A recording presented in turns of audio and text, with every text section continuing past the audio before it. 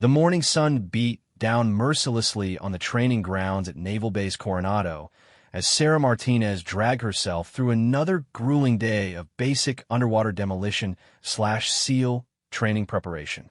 Her eyelids felt heavy as concrete blocks, and every muscle in her petite frame screamed in protest. At barely 5 feet 4 inches tall and weighing only 115 pounds, she looked almost fragile among the towering male recruits who surrounded her. Sarah had dreamed of becoming a Navy SEAL since she was 12 years old, when her older brother Miguel returned from his first deployment and told her stories of underwater missions and impossible rescues. But dreams and reality were proving to be vastly different things. The physical demands were crushing, the sleep deprivation was systematic torture, and the constant pressure from instructors who seemed determined to break her spirit was wearing her down day by day. As the recruits lined up for their daily physical training session, Sarah found herself swaying slightly on her feet. She had managed only 2 hours of sleep the night before, having spent most of the darkness hours studying maritime navigation charts and memorizing equipment specifications. The other recruits seemed to handle the exhaustion better, their larger frames carrying them through the punishing routines with what appeared to be endless reserves of strength. Chief Petty Officer Williams, a gruff veteran with 20 years of service etched into the deep lines around his eyes, began barking orders for the morning's combat conditioning drill. The exercise involved a series of obstacle courses, underwater swimming challenges, and tactical movements that would test every aspect of their physical and mental preparation. Sarah took her position among the group, trying to focus her bleary eyes on the instructor's demonstration of proper technique. The first obstacle was a rope climb that extended 30 feet into the air. One by one, the recruits attacked the thick manila rope with varying degrees of success. When Sarah's turn arrived, she gripped the rough fibers and began her ascent, but her arms felt like they were filled with lead. Halfway up, her grip began to slip, and she could feel her concentration wavering. The ground seemed to blur below her as exhaustion clouded her vision. "Martinez, keep your eyes open and climb." Chief Williams shouted from below, but his voice sounded distant and muffled to Sarah's tired ears. She managed to reach the top of the rope, but her descent was shaky and uncertain. As her feet touched the ground, she stumbled slightly, catching herself just before falling. The chief marked something on his clipboard with obvious disapproval, and Sarah felt the familiar sting of disappointment in herself. The next phase involved underwater swimming in the base's Olympic-sized pool. Recruits were required to swim 4 laps completely submerged, surface briefly for air, then complete another 4 laps while carrying a 20-pound weight belt. Sarah had always been a strong swimmer, but the combination of exhaustion and the previous rope climb had depleted her energy reserves more than she realized. As she slipped into the cool water, Sarah felt momentarily refreshed. The weightless environment seemed to ease some of the tension in her overworked muscles. She pushed off from the wall and began her underwater stroke, focusing on the rhythm that had served her well in previous training sessions. But as she reached the halfway point of her first lap, something went wrong. The familiar burning in her lungs that signaled the need for air came earlier than expected. Her stroke became less efficient, and she could feel herself slowing down. By the time she reached the far end of the pool for her first turn, Sarah was struggling to maintain her composure underwater.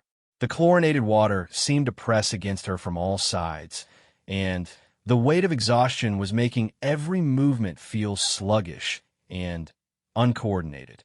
She surfaced briefly at the end of her 4th lap, gasping for air more desperately than she should have needed to.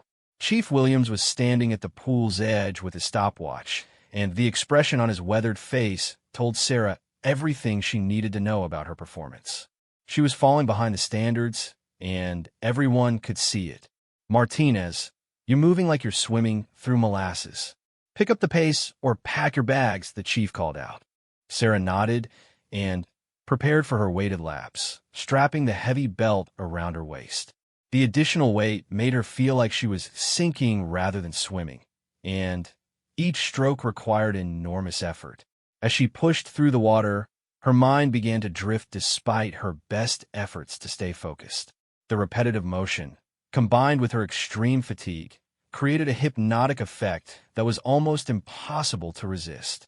During her sixth lap, something terrible happened. Sarah's exhausted brain simply shut down for a few crucial seconds.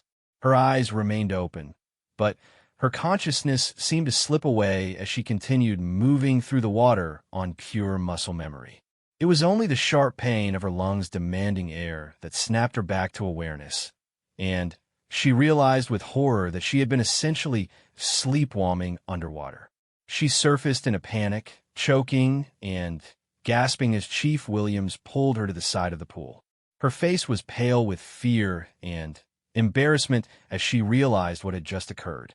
Around her, the other recruits continued their exercises, but she could feel their sideways glances and hear their whispered comments about her performance. "What the hell was that, Martinez?" Chief Williams demanded, his voice sharp with concern and anger. "You look like you fell asleep down there."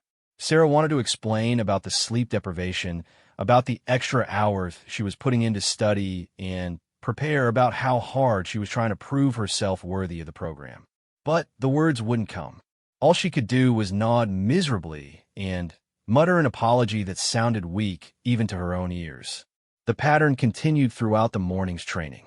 During the tactical movement exercise, where recruits had to navigate through a simulated urban environment while maintaining constant vigilance for threats, Sarah found herself zoning out during crucial moments.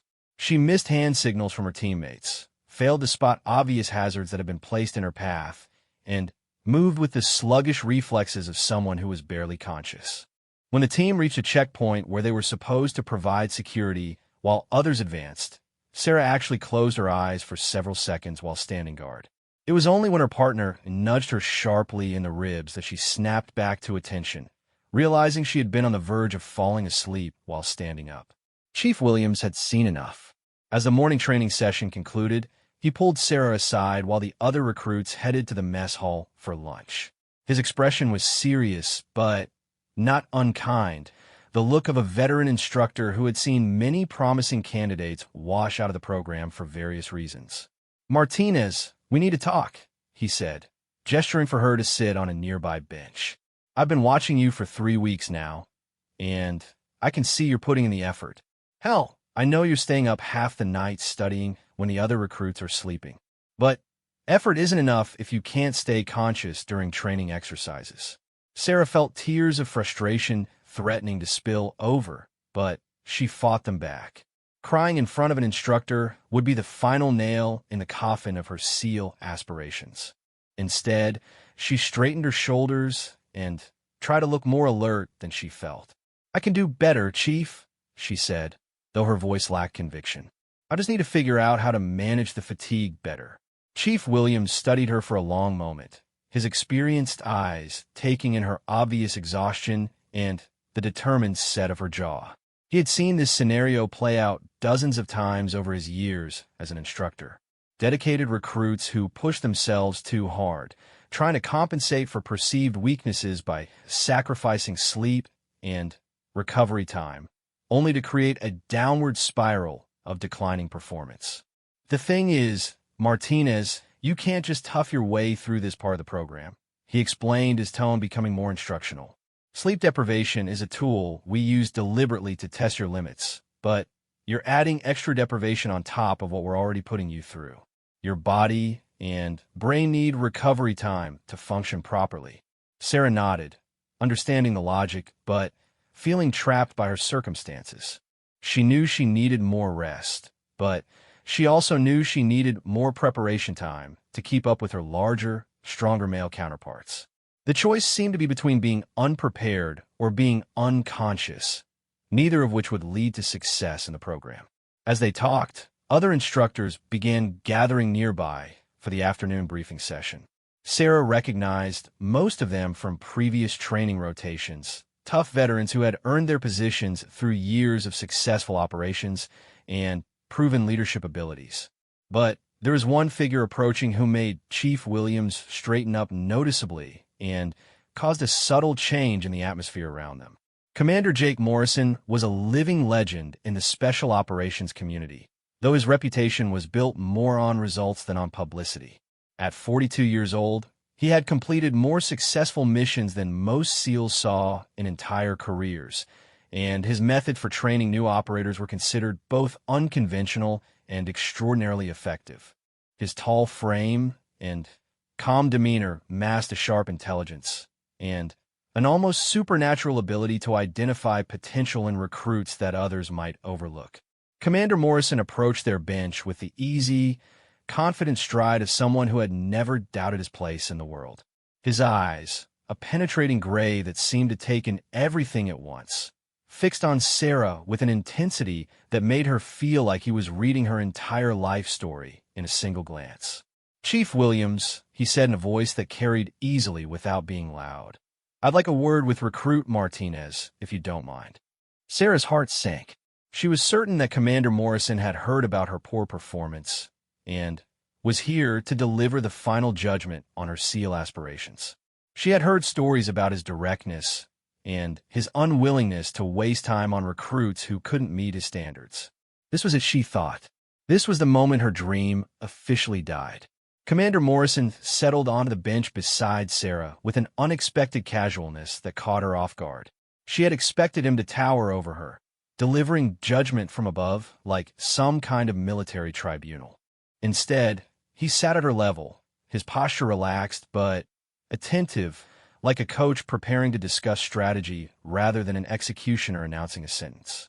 "Recruit Martinez," he began, his gray eyes studying her with an intensity that made her feel transparent. "I've been watching your performance for the past week.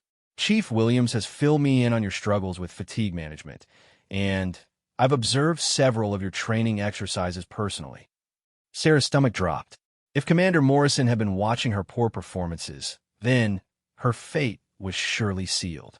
She prepared herself for the inevitable dismissal speech, the gentle but firm explanation of why she wasn't cut out for SEAL training, the suggestion that she consider other career paths within the Navy that might be more suitable for someone of her limitations. But what came next was not what she expected at all. "I want you to tell me about your study routine," Commander Morrison said simply. "Walk me through what you do after training hours end each day." Sarah blinked in confusion. This wasn't the conversation she had been bracing herself for, but she answered honestly. "I usually spend 4 to 5 hours each night reviewing technical manuals, studying navigation charts, memorizing equipment specifications, and practicing tactical scenarios in my head. I know I need to work harder than the other recruits to keep up, so I try to make up for any physical disadvantages with superior preparation."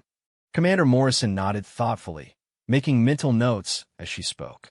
"And how many hours of sleep does that leave you with on an average night?"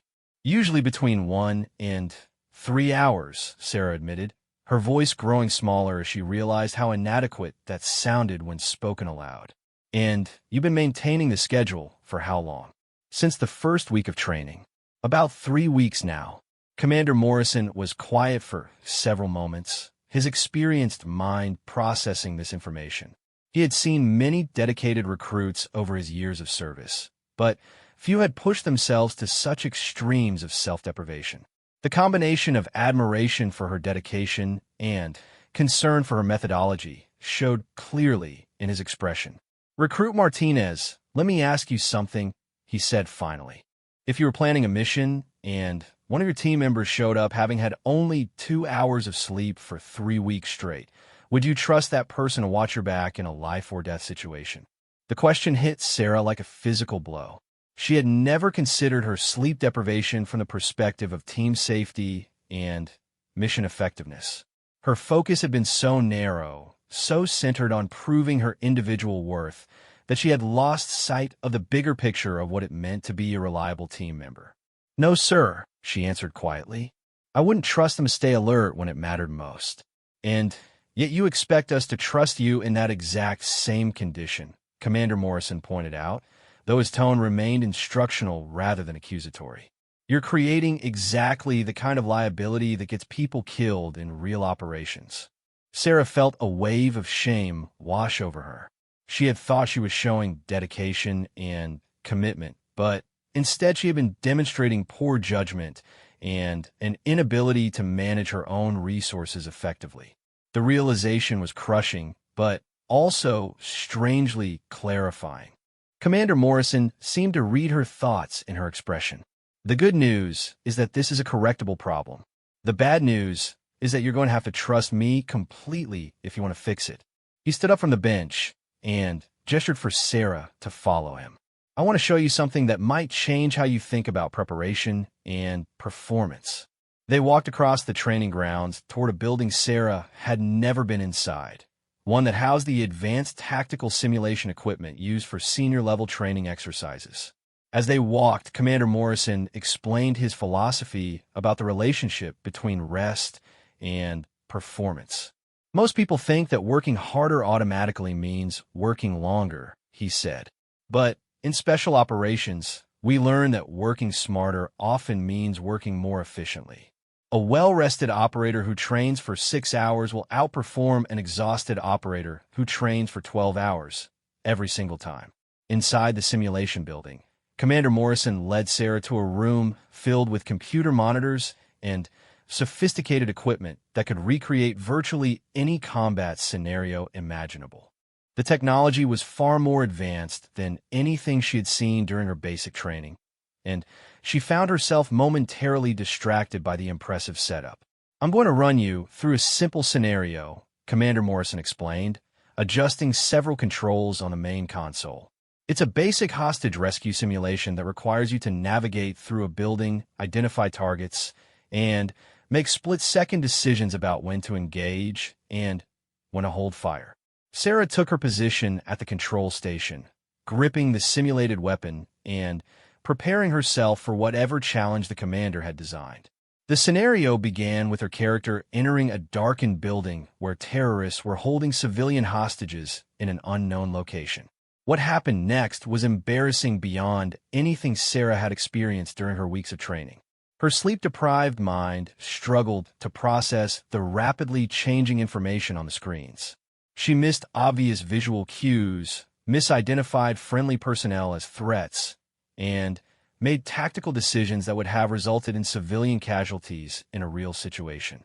After just 10 minutes of a simulation, Sarah had failed so spectacularly that Commander Morrison stopped the exercise. Her performance had been worse than that of a complete beginner, despite weeks of intensive training and study. The evidence of how severely her exhaustion was affecting her capabilities was undeniable and devastating. Now I want you to go to your quarters and sleep, Commander Morrison said firmly. Not for an hour or two, but for 10 full hours. Don't study, don't review materials, don't think about training. Just sleep. Sarah started to protest, explaining that she had navigation charts to review and equipment manuals to memorize, but Commander Morrison held up a hand to stop her. That's an order, recruit. 10 hours of uninterrupted sleep. When you wake up tomorrow morning, report to me at 0600 for a follow-up exercise. As Sarah walked back to her quarters, her mind raced with anxiety about falling even further behind in her studies. Every instinct told her that sleeping for 10 hours was a luxury she couldn't afford, that the other recruits would gain an advantage while she was unconscious. But Commander Morrison had given her a direct order, and disobeying orders was grounds for immediate dismissal from the program. Her quarters were a small, spartanly furnished room that she shared with another female recruit who was currently in afternoon training sessions. Sarah had spent so little time in the room during her waking hours that it felt almost foreign to her. She had been using it primarily as a place to store her gear and grab brief naps between study sessions. For the first time in weeks, Sarah lay down on her narrow bunk without opening a single manual or reviewing a single procedure. The unfamiliar luxury of horizontal rest felt strange after so many nights of falling asleep, hunched over textbooks at her small desk. As her head hit the pillow, she realized just how exhausted her body truly was. Sleep came almost instantly, despite her mental protests about wasted time. Her dreams were filled with training scenarios and tactical exercises, but For once, her subconscious mind was able to process and organize the information she had been cramming into it for weeks. Without the constant pressure of new input, her brain finally had the opportunity to consolidate what she had already learned. Sarah slept through the dinner hour, through the evening study period, and through the night. She missed the usual sounds of her roommate returning from training, missed the wake-up calls that usually punctuated her brief rest periods, and for the first time since beginning SEAL training, she experienced genuine restorative sleep. When she finally woke, it was to the unfamiliar sensation of feeling truly rested. Her internal clock told her that she had slept for exactly the 10 hours Commander Morrison had ordered, and the difference in how she felt was remarkable. Her mind was clear, her reflexes felt sharp, and the constant fog of exhaustion that had become her normal state had lifted completely. As she prepared for the morning meeting with Commander Morrison, Sarah found herself able to think clearly about her training for the first time in weeks. The material she had been struggling to memorize was suddenly accessible in her mind, organized, and ready for use. The tactical concept that had seemed impossibly complex now appeared manageable and logical. At exactly 0600 hours, Sarah reported to Commander Morrison's office, feeling more alert and prepared than she had since the beginning of her training. The commander looked up from his paperwork and studied her carefully, noting the obvious change in her appearance and demeanor. "How do you feel, Recruit Martinez?" he asked. "Outstanding, sir," Sarah replied, and for the first time in weeks, she meant it completely. Commander Morrison smiled slightly, the first genuine expression of approval Sarah had seen from any instructor since her training began. "Good. Now let's see if that sleep translated into improved performance." Commander Morrison led Sarah back to the tactical simulation room, but this time the atmosphere felt completely different. Where yesterday she had approached the equipment with dread and anticipation of failure, today she felt confident and mentally prepared for whatever challenge awaited her. The 10 hours of sleep had transformed not just her physical state, but her entire psychological approach to training. "We're going to run the exact same hostage rescue scenario as yesterday," Commander Morrison explained as he powered up the simulation systems. "Same building layout, same terrorist positions, same civilian locations. I want you to see for yourself what a difference proper rest makes in operational performance." Sarah took her position at the control station, and immediately she could sense that something was fundamentally different. Her vision was sharp and focused, her reaction time felt quick and responsive, and her mind was processing information with a clarity that had been absent for weeks. As the simulation began and her character entered the darkened building, she found herself automatically applying tactical principles that had seemed impossibly complex just 24 hours earlier. The difference was remarkable and immediate. Where yesterday she had stumbled through the scenario, missing obvious cues and making dangerous mistakes, today she moved through the virtual environment with precision and confidence. She identified friendly personnel correctly, spotted concealed threats that would have escaped her notice before, and made tactical decisions based on sound reasoning rather than exhausted guesswork. When a terrorist appeared suddenly, around a corner holding a civilian as a human shield, Sarah's well-rested mind quickly calculated angles and options. Instead of the panicked response that would have characterized her performance yesterday, she calmly maneuvered to a position where she could neutralize the threat without endangering the hostage. The shot was clean and precise, something that would have been impossible in her previous exhausted state. As the scenario continued, Sarah found herself not just completing the mission objectives, but excelling at them. She rescued all hostages without casualties, eliminated all threats with surgical precision, and completed the entire exercise in record time.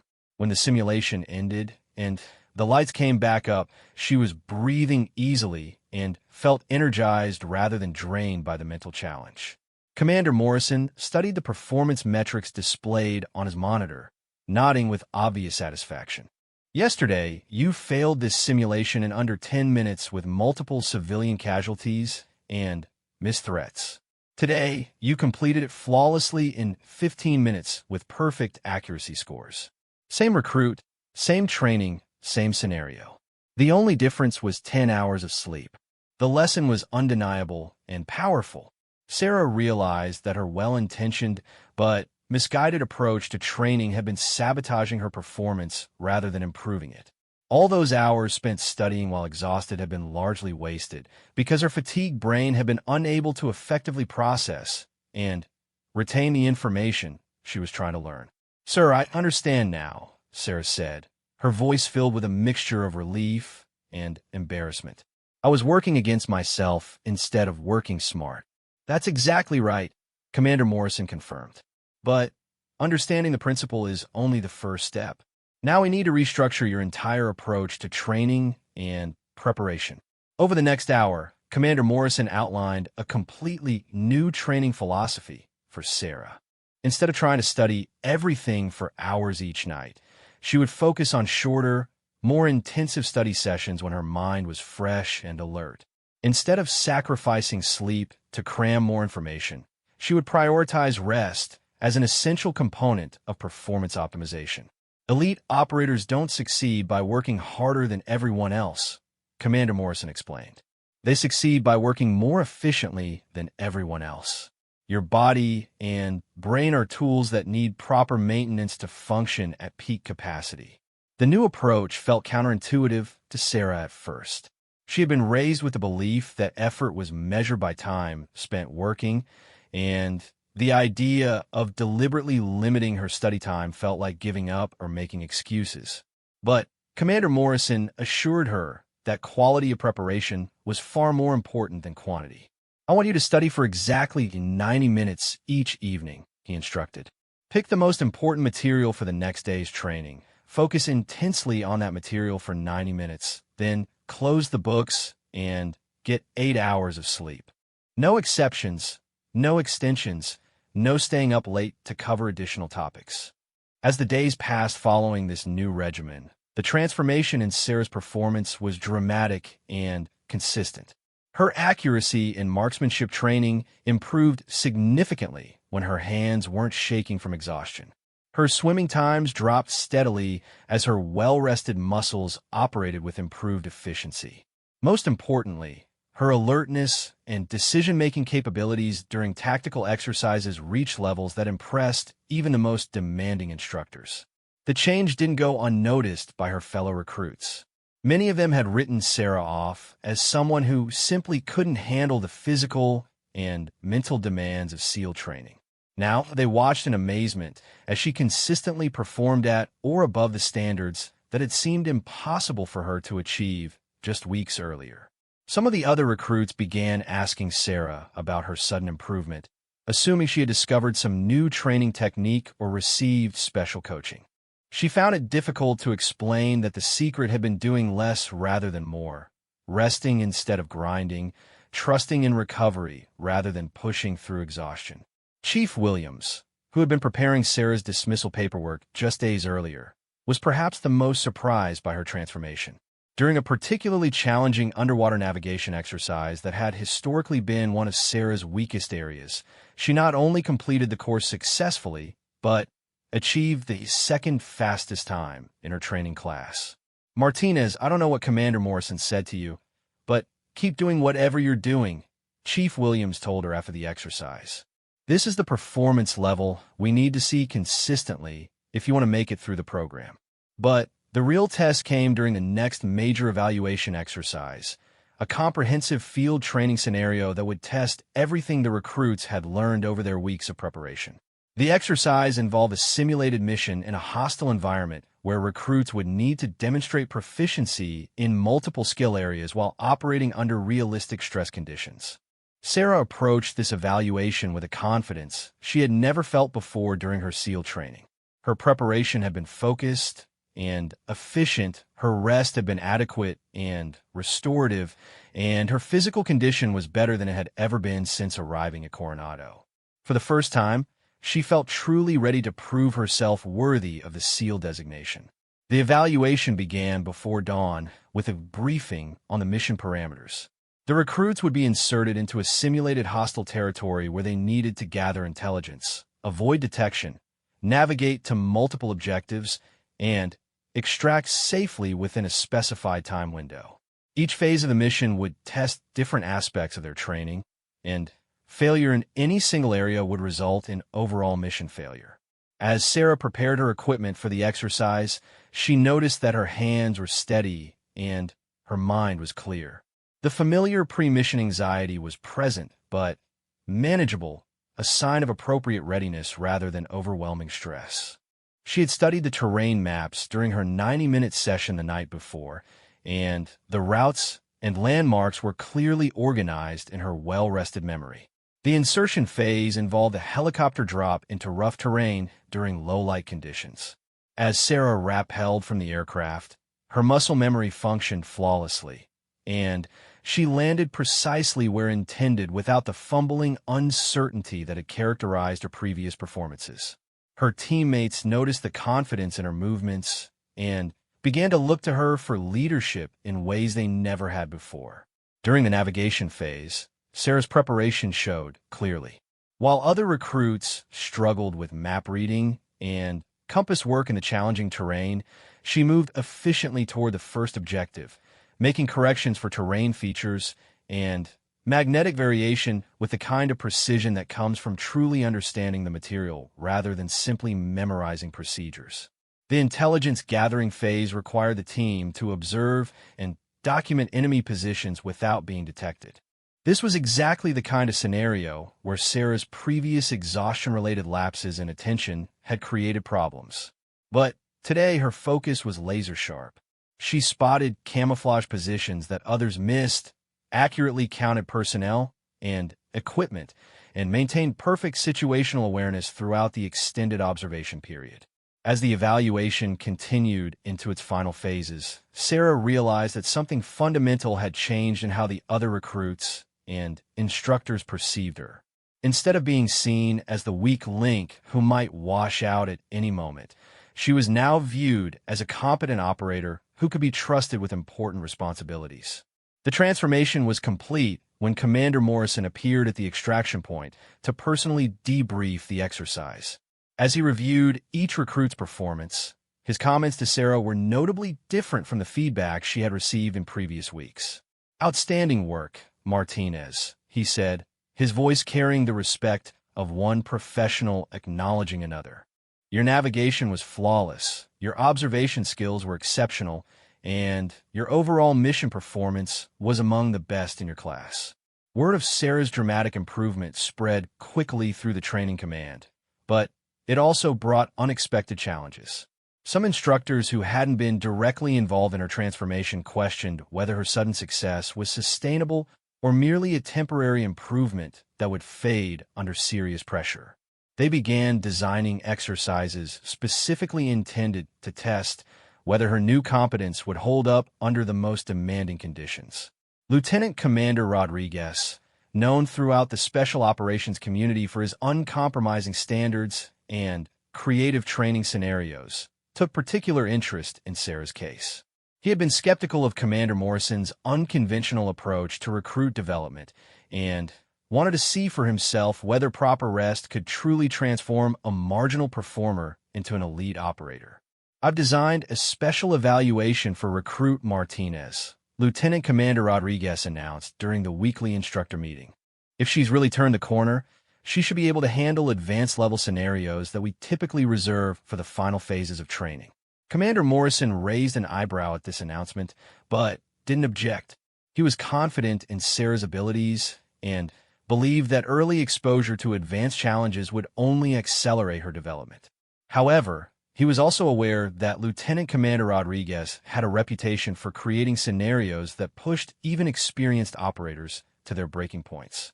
The special evaluation was scheduled for the following week and would involve a complex multi-phase operation that typically caused even the strongest recruits to struggle. Sarah would be required to plan and execute a solo reconnaissance mission in unfamiliar terrain, then transition immediately into a team-based assault scenario, and conclude with an individual survival exercise that could last up to 72 hours depending on her performance. As news of the special evaluation spread among the recruits, opinions were divided about Sarah's chances of success. Some of her classmates, who had witnessed her transformation firsthand, expressed confidence in her abilities. Others, particularly those who remembered her early struggles, questioned whether she was being set up for a spectacular failure that would end her SEAL aspirations permanently. Sarah herself approached the challenge with a mixture of excitement and determination. The opportunity to prove herself against advanced-level scenarios was exactly what she had been hoping for, and she was eager to demonstrate that her improvement was genuine and lasting. Her preparation strategy remained consistent with Commander Morrison's guidance: focused study sessions, adequate rest, and confidence in her ability to perform when it mattered.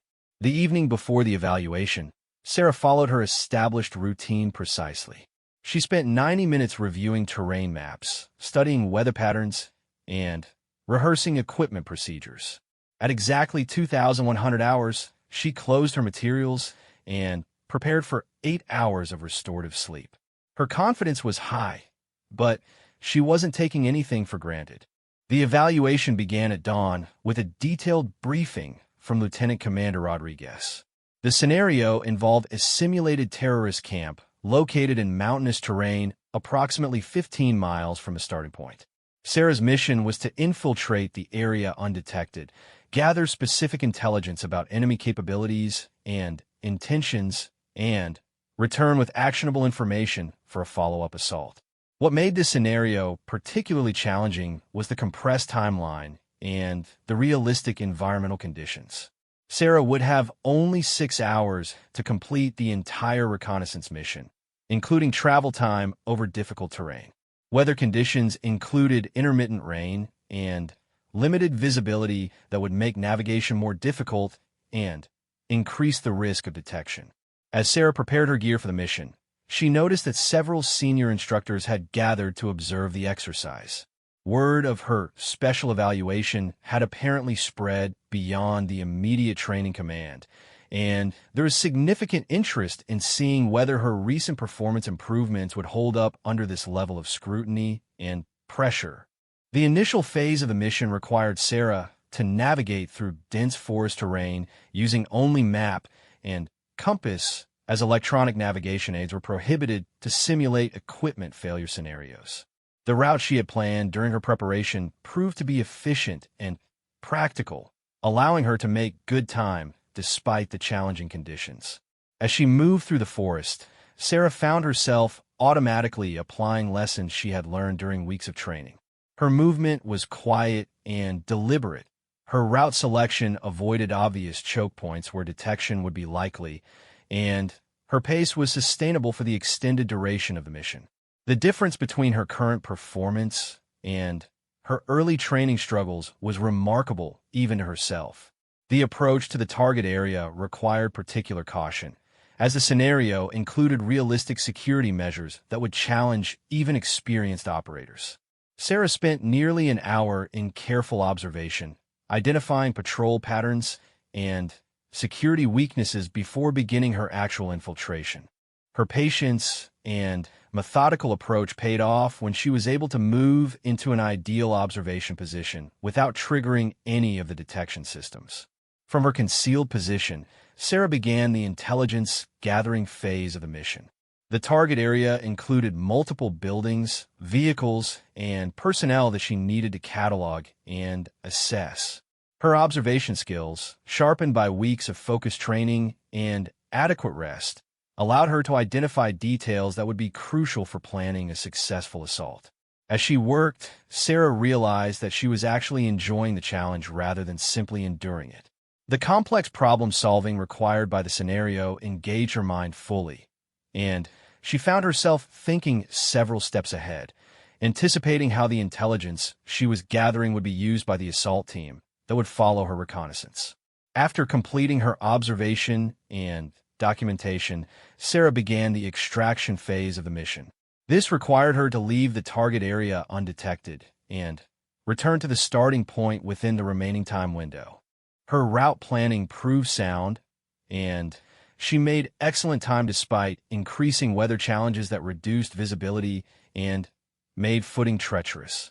When Sarah reached the extraction point with 45 minutes to spare, Lieutenant Commander Rodriguez was waiting with a clipboard full of evaluation criteria and an expression that revealed nothing about his assessment of her performance. The debriefing was thorough and professional, covering every aspect of her mission execution from initial planning through final extraction. Your route selection was efficient and tactically sound, Lieutenant Commander Rodriguez noted as he reviewed her performance. Your observation and documentation procedures were thorough and accurate. Most importantly, you maintained operational security throughout the entire mission despite challenging environmental conditions. But the evaluation was far from over. The second phase would test Sarah's ability to transition immediately from solo operations to team leadership under combat conditions. She would have only 30 minutes to brief a team of 4 other recruits on the intelligence she had gathered, develop an assault plan based on that intelligence, and lead the team in executing a simulated attack on the target facility. This type of rapid transition between mission phases was one of the most demanding aspects of special operations work, requiring operators to shift mental gears quickly while maintaining peak performance under pressure. Many experienced SEALs found this kind of cognitive flexibility challenging, and it was considered an advanced skill that was typically developed only after years of operational experience. Sarah approached the briefing phase with systematic precision. Using the intelligence she had gathered during her reconnaissance, she quickly identified the most vulnerable approaches to the target facility and developed a plan that would maximize the team's advantages while minimizing exposure to enemy fire. Her briefing was clear, concise, and complete, covering all essential elements that the assault team would need to execute their mission successfully. The 4 recruits assigned to her team included some of the strongest performers in her training class, and they responded well to her leadership. They could sense her confidence and competence, and they trusted the intelligence she had gathered and the plan she had developed. This was a dramatic change from the early weeks of training when other recruits had viewed Sarah as a liability rather than an asset. The assault phase of the exercise was executed flawlessly. Sarah's team moved through the approach routes she had identified, bypassed the security measures she had mapped during her reconnaissance, and achieved complete tactical surprise when they reached their objectives. The coordination and timing required for such a complex operation was impressive for any military unit, but particularly remarkable for a team of recruits who had been working together for only a few weeks. As the exercise concluded, Sarah realized that she had not only completed the advanced scenario successfully, but had actually exceeded the performance standards typically expected from recruits at her level of training.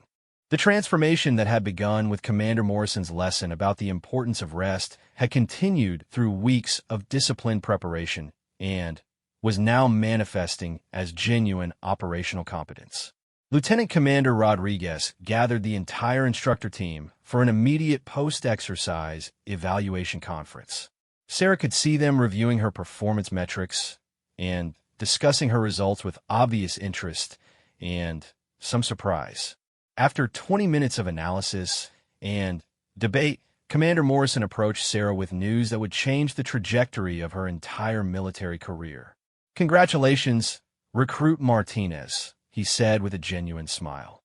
"Based on your performance today, we're recommending you for advancement to the next phase of training 6 weeks ahead of schedule. You've demonstrated that you're ready for challenges that we typically reserve for much more experienced operators." The news of Sarah's early advancement sent shockwaves through the training command that extended far beyond her immediate class. It was virtually unprecedented for a recruit who had been considered a potential washout just weeks earlier to be accelerated through the program based on exceptional performance. Word of her transformation began attracting attention from senior leaders throughout the special operations community who were interested in understanding how such a dramatic improvement had been achieved. Admiral Catherine Hayes, the commanding officer of Naval Special Warfare Command, requested a personal briefing on Sarah's case. Admiral Hayes had built her career on identifying and developing exceptional talent. And she was particularly interested in any training innovations that could help other struggling recruits realize their potential rather than being eliminated from a program. Commander Morrison, Admiral Hayes said during their meeting, "I want you to walk me through exactly what happened with Recruit Martinez." Her performance metrics show an improvement curve that's essentially unheard of in our training records.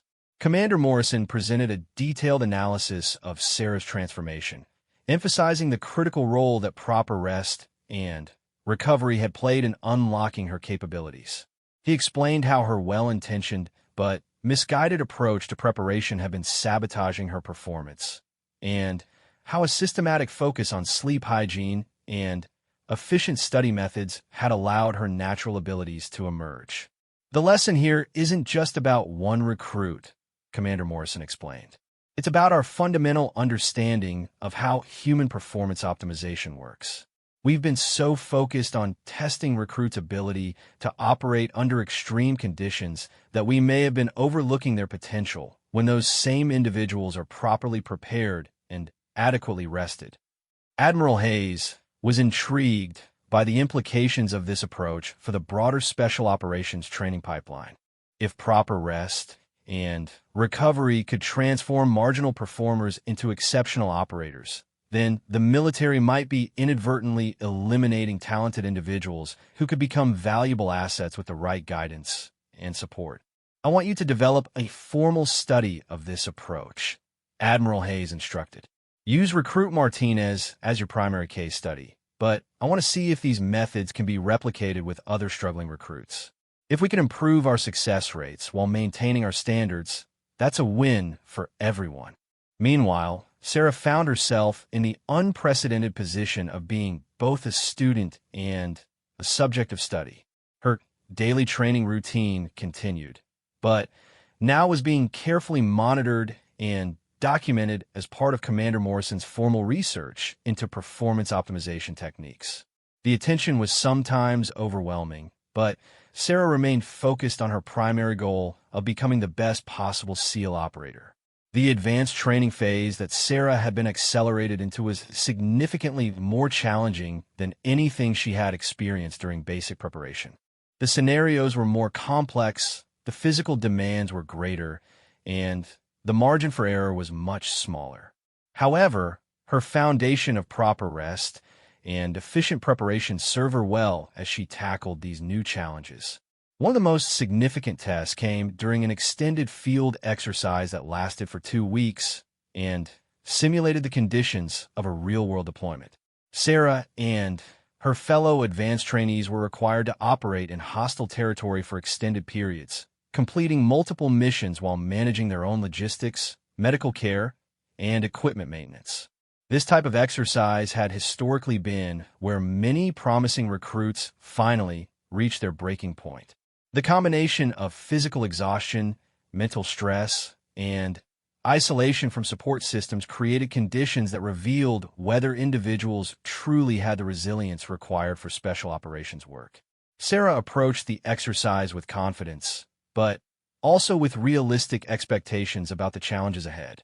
The first week of the exercise proceeded smoothly for Sarah, who found that her disciplined approach to rest and preparation scaled effectively to the more demanding environment. While other trainees began showing signs of fatigue and declining performance by day 5, Sarah maintained consistent standards throughout her missions and continued to perform at a high level. Her fellow trainees began to notice her stability and started looking to her for leadership during particularly challenging phases of the exercise. This was a remarkable development for someone who had been considered the weak link in training just a few months earlier. Her teammates trusted her judgment, relied on her planning abilities, and knew they could count on her to maintain her standards even when conditions became difficult. The second week brought a series of complications designed to test the trainee's ability to adapt and overcome unexpected challenges. Equipment failures, weather emergencies, and rapidly changing mission parameters created exactly the kind of chaos that separated true special operators from those who could only perform under ideal conditions. During one particularly demanding scenario, Sarah's team was required to execute a hostage rescue in an urban environment while dealing with multiple equipment malfunctions and rapidly evolving intelligence about enemy positions. The complexity of the situation would have been overwhelming for Sarah during her early weeks of training, but now she approached it as an interesting problem to be solved systematically. Her performance during this scenario became legendary within the training command. Not only did she successfully adapt her team's plans to account for the equipment failures and changing intelligence, but she also identified an alternative approach that actually improved their chances of mission success. Her solution was so effective that it was later incorporated into the standard training curriculum as an example of creative tactical thinking. When the 2-week exercise concluded, Sarah's performance evaluations placed her in the top 5% of all trainees who had completed the advanced program over the previous 5 years. More importantly, her consistent excellence throughout the exercise demonstrated that her transformation was genuine and sustainable rather than a temporary improvement that might fade under pressure. Commander Morrison's formal study of Sarah's case was completed and submitted to Admiral Hayes 6 months after Sarah's graduation from SEAL training. The report documented not only her individual transformation, but also the successful application of the same methods to 12 other struggling recruits who had been identified as potential washouts. Of those 12 recruits, 10 successfully completed their training and went on to distinguished careers in special operations. The 2 who did not succeed were eliminated for reasons unrelated to the performance issues that had originally put them at risk. The success rate represented a significant improvement over historical trends and validated the effectiveness of the rest and recovery approach to performance optimization. Sarah herself graduated from SEAL training with honors and was assigned to one of the most elite special operations units in the Navy.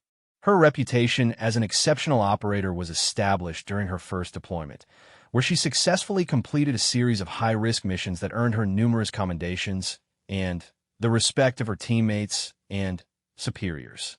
Years later, when Sarah had become a senior operator and instructor herself, she often reflected on the lessons she had learned from Commander Morrison about the relationship between rest and performance.